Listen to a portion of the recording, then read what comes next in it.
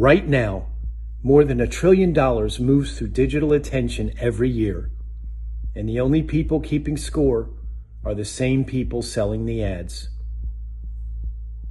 The referee plays for one team, no neutral record, no independent proof.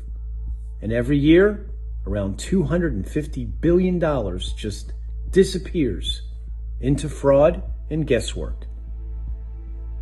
A single point. What if every interaction left a receipt, time-stamped, verifiable, owned by no single platform?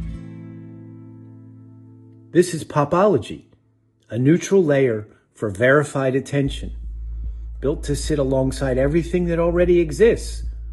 Nothing to replace, nothing to switch. Creators publish, brands underwrite, audiences engage and earn. And every view becomes a verified attention event, anchored so anyone can check it. And it's already built. Curate your content, distribute it across every platform, drop in brand campaigns we call popmercials, and publish in minutes. For creators, finally get paid for attention you can actually prove.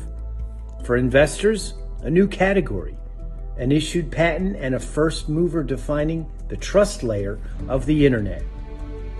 $2 million takes POPOLOGY from MVP to first revenue.